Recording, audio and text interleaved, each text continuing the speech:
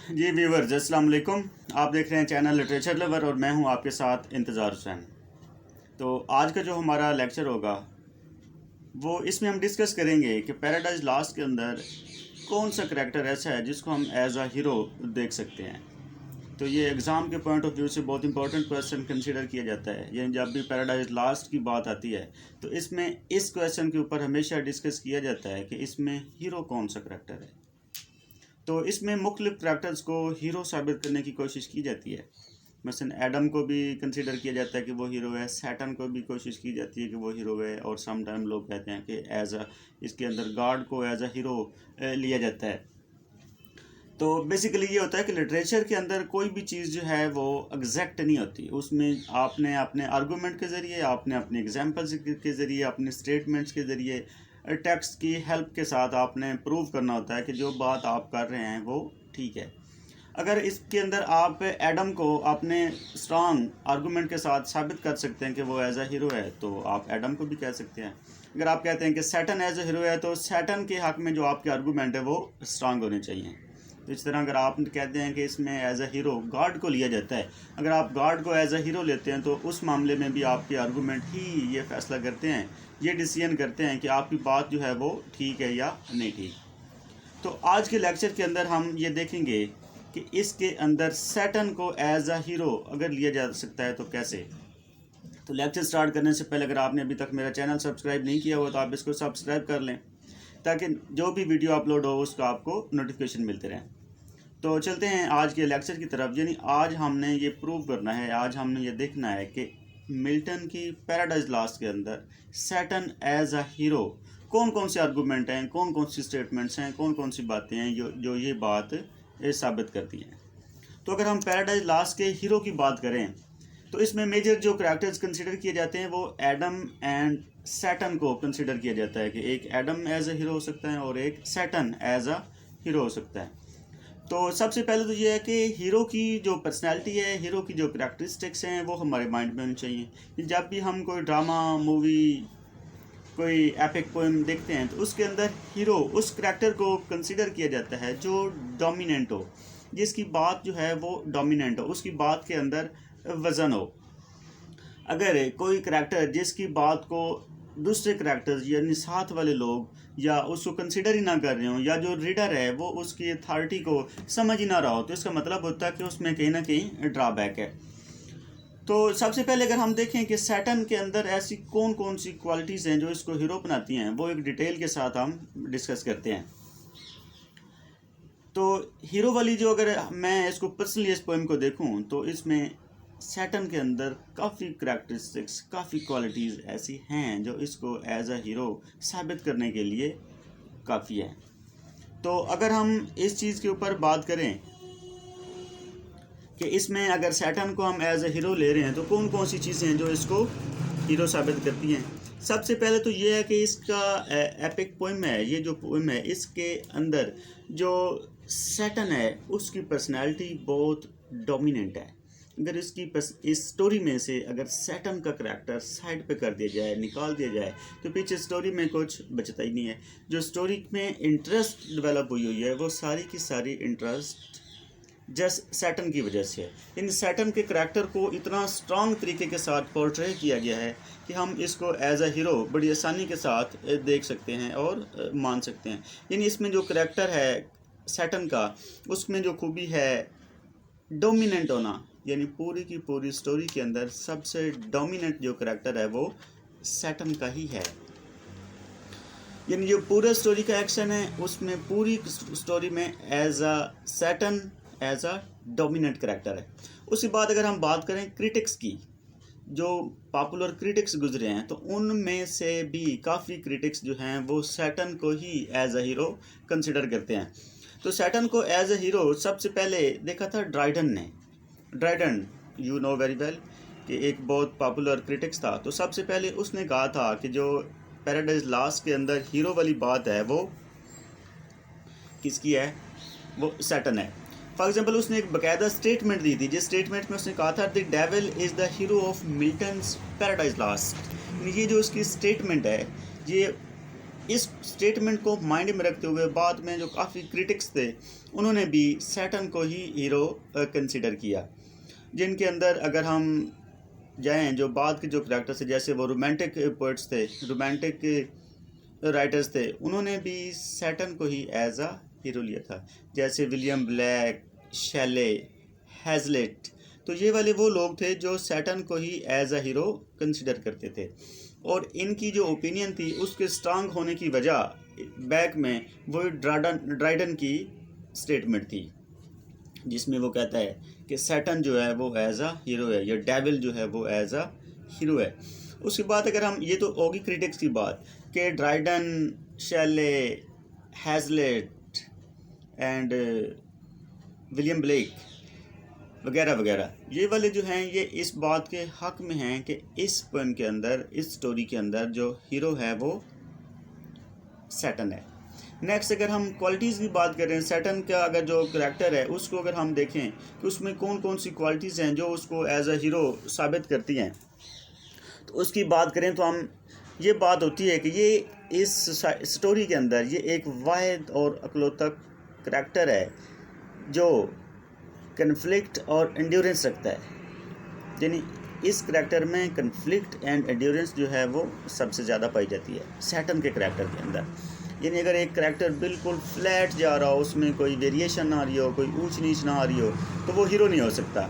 यानी हीरो के लिए ये भी ज़रूरी है कि वो सोसाइटी के साथ, या जो नॉर्म्स ऑफ द सोसाइटी या जो अथॉरिटी है उसको चैलेंज करने वाला हो, या उसको सपोर्ट करने वाला हो। अगर बाकी लोग जो हैं वो उसको चैलेंज कर रहे हैं, तो हीरो की ये क्वालिटी होती है कि वो उन नाम्स को सपोर्ट करे या उनको चैलेंज करे, अगर वो कंसिडर किए जाते हैं कि वो उसमें से कोई रॉन्ग है।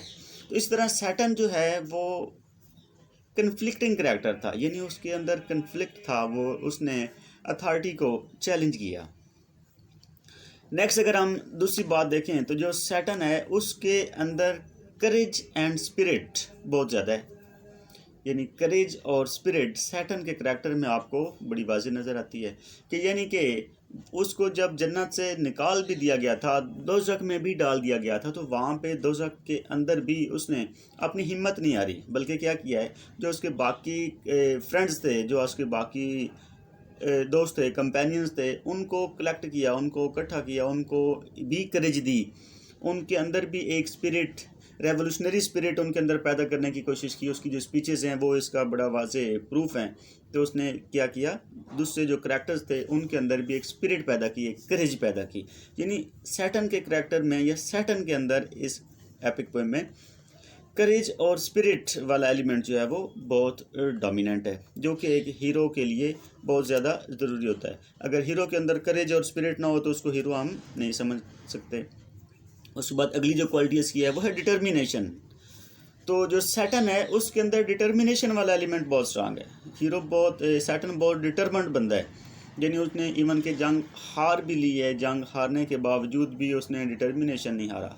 वो एक डिटर्मेंट बंदा था, उसने बाकियों को अंदर भी डिटर्मिनेशन जो है वो भरने की पूरी कोशिश की है। जैसे उसकी वो एक लाइन है, all is not lost, the unconquerable will and study of revenge, immortal hate and the courage never to submit or yield. तो ये जो स्टेटमेंट है इसको अगर हम आप क्रिटिकली देखें तो इसके अंदर उसकी करेज और स्पिरिट वो कूट कूट की भरी है। शायद ही इस पूरी पोएम में कोई ऐसी और लाइन हो जो किसी और करैक्टर की जो करेज को या स्पिरिट को इससे बेहतर तरीके के साथ रिप्रेजेंट करती हो, यानी उसके अंदर स्पिरिट और डिटर्मिनेशन बहुत ज़बरदस्त था। उसके बाद अगली क्वालिटी जो है उसकी immortal hate for his opponent.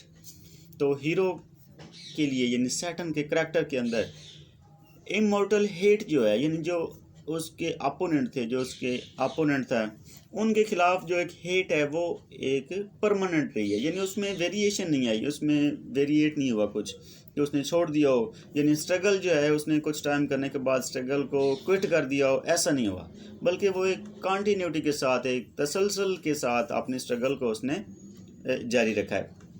तो इसलिए हम कह सकते हैं कि उस करैक्टर के अंदर जो है इमॉर्टल हेट, ये भी एक बहुत उसका स्ट्रांग पॉइंट कंसीडर किया जाता है। नेक्स्ट अगर हम बात करें तो नेक्स्ट वाला पॉइंट हमारे पास है लीडरशिप। तो सैटर्न के अंदर लीडरशिप की क्वालिटीज़ बहुत स्ट्रांग हैं।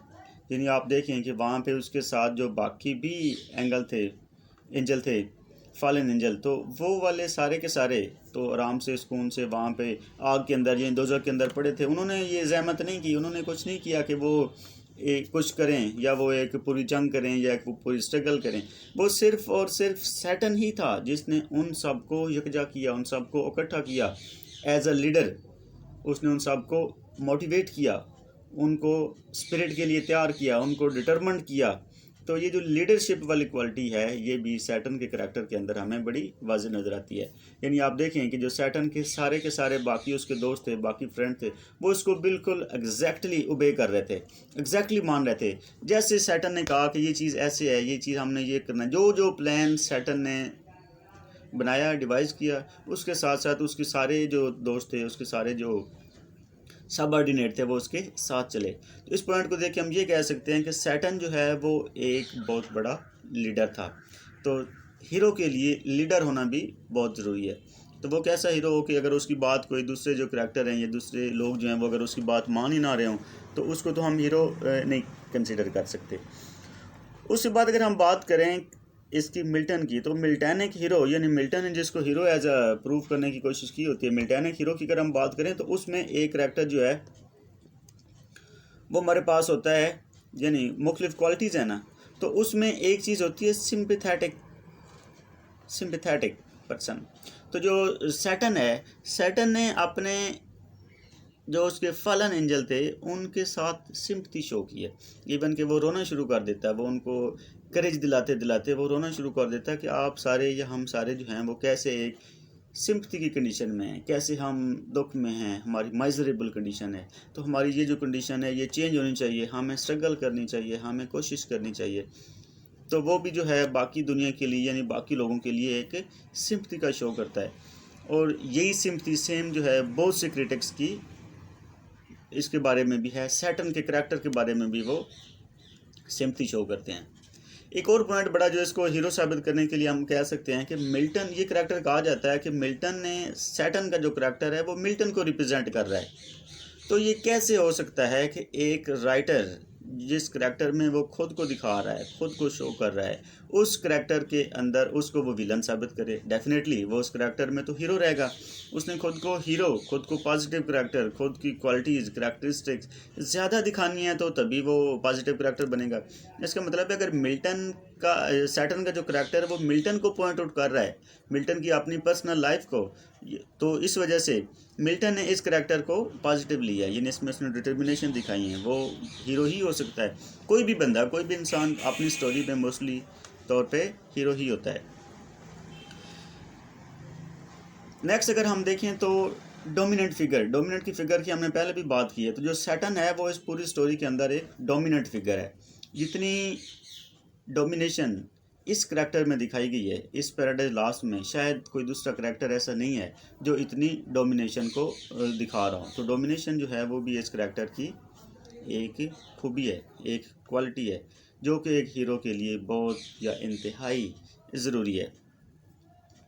दूसरी बात यह है कि बहुत से करैक्टर जो हैं वो बिल्कुल फ्लैट करैक्टर होते हैं, स्मूथ करैक्टर होते हैं, सिंपल करैक्टर होते हैं। तो कोई भी स्मूथ फ्लैट करैक्टर जो है वो हीरो नहीं हो सकता।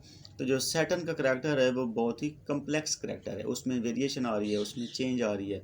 तो इस वजह से ये जो कम्प्लेक्शन है, तो ये जो कॉम्प्लिकेटेड होना है किसी करैक्टर का, वो भी हीरो की ही क्वालिटी है, हीरो की ही खूबी है। तो इसका कम्प्लेक्स होने की जो खूबी है, इस वजह से भी हम कह सकते हैं कि जो सैटर्न है वो एज अ हीरो है इस स्टोरी के अंदर। दूसरा लास्ट वन, अगर हम लास्ट पे एक बात करें तो जो सैटर्न है उसकी जो स्ट्रगल है वो है फ्रीडम, स्ट्रगल फॉर फ्रीडम, यानी वो फ्रीडम के लिए स्ट्रगल कर रहा है। तो जो हीरो होता है वो भी हमेशा फ्रीडम के लिए लड़ रहा होता है, उसको फ्रीडम चाहिए होती है, नाम से, अथॉरिटी से, अथॉरिटेटिव टोन से, अथॉरिटेटिव एटीट्यूड से। तो फ्रीडम के लिए फ़ाइट करना, स्ट्रगल करना, ये भी हीरो का काम होता है। तो इस बात से भी हम ये गेस कर सकते हैं, अंदाज़ा कर सकते हैं, हम ये कह सकते हैं कि जो सैटर्न था वो एज अ हीरो था, क्योंकि उसने फ्रीडम के लिए स्ट्रगल की। और फिर सिर्फ स्ट्रगल खुद नहीं की बल्कि साथ वालों को भी, अपनी एक पूरी आर्मी बनाई, एक पूरा प्लान किया और उस पूरे प्लान के तहत उसने अमल किया। और एक और पॉइंट भी हम ये डिस्कस कर सकते होते हैं कि सैटर्न ने जो उसका एक मकसद था, उसने अपने मकसद को छोड़ा नहीं है, क्विट नहीं किया, वो अपने मकसद के साथ जुड़ा रहा है। यानी उसका क्या मकसद था? उसका मकसद ये था कि लोगों को, यानी इंसानों को रास्ते से हटाना, नेगेटिव साइड पे लेके जाना। तो वो काम आज तक भी सैटर्न ने अपना जारी और सारी रखा हुआ है। इस वजह से सैटर्न जो है वो उसको हम एज अ हीरो इस स्टोरी के अंदर कंसिडर कर सकते हैं। इस वीडियो से रिलेटेड अगर आपकी कोई ओपिनियन है, आप इसको बेहतर करने के लिए कोई ओपिनियन देना चाहते हैं, तो आप कमेंट में दे सकते हैं, या सोशल मीडिया पे मेरा FB अकाउंट है, वहाँ पे भी आप मुझे पर्सनली टेक्स्ट कर सकते हैं। कुछ इम्प्रूवमेंट प्लान जो है वो आप दे सकते हैं। इसके साथ ही आज का लेक्चर हमारा इख्तिताम को पहुँचा। Thank you very much.